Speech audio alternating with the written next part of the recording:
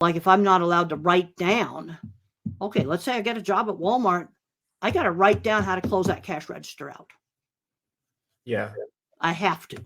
I need an external working memory. Yeah, I just, but on the other hand, I have lots of long-term memory.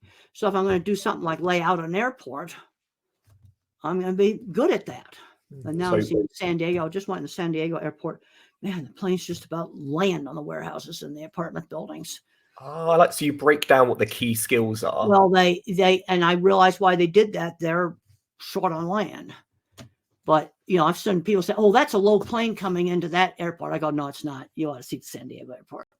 You know, really, I've just been on some of those low planes. There's an intersection where you can sit at a light in San Diego, look up and see the rivets on the bottom of airplanes come into that airport.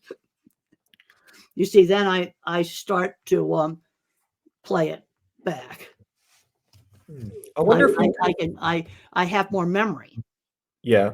More detailed memory. So for certain kinds of work, when I first started with cattle handling layout, I went to every feed yard in Arizona and I worked cattle. And then there was some nice curved chutes. So you might have one part of the chutes laid out right and another part's laid out wrong. And I kept the good bits, chucked out all the bad bits. And then it's bottom up thinking. That's exactly how all these AI systems work. They're only as good as their training data. I'm hearing a lot of like self-awareness is really important. But I know you mentioned that you were only fully aware of how you thought different in your later years. I didn't know. You see, I thought everybody thought in pictures. It was a shock to me when the speech therapist just saw a steeple as just two little lines. So would you recommend that people should go out of their way to find out? Well, that's the reason why I've done the books that I've done, because I think they're going to help people figure out how they think.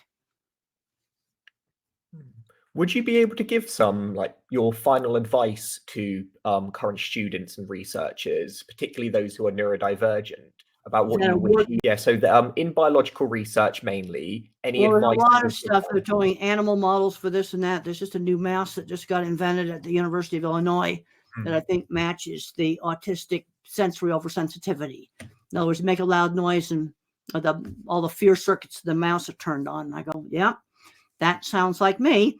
And I said, let's try giving that mouse a mouse-sized dose of Prozac. Let's try giving it a mouse-sized dose of my drug, disipramine. Originally, I took imipramine. These are ancient, old drugs. And let's just try giving, and I named off some drugs that I said, you need to experiment with this mouse. And that was just 2 weeks ago I was there. And that's interesting.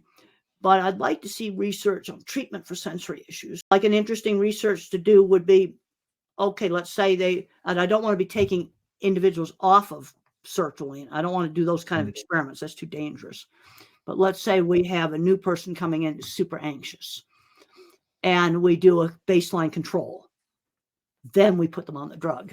I do not want to be taking on and off the drug. That's too risky. We do not do that. You start out with a new patient, super anxious, and the ones where your hands are all clammy when you shake hands with them. I feel their hands, I can tell you if they're nervous. And you take a baseline control, like put noises at them, watch how the brain reacts. And of course, the scanner itself makes noise. And then you do the drug. Now, the only problem is you're going to have some confounds with the scanner noise.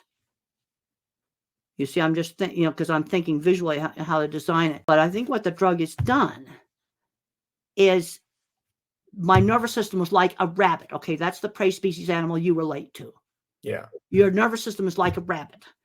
So any little thing sets off a massive fear response. And then when you take the medication, now your nervous system is more like a dog, a predator.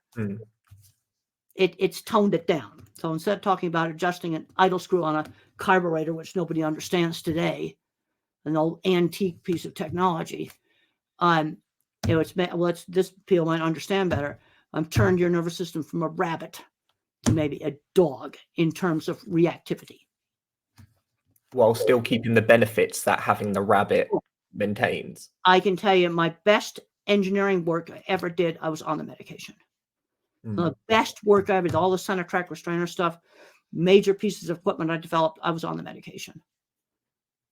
And it had no effect on my ability to design things.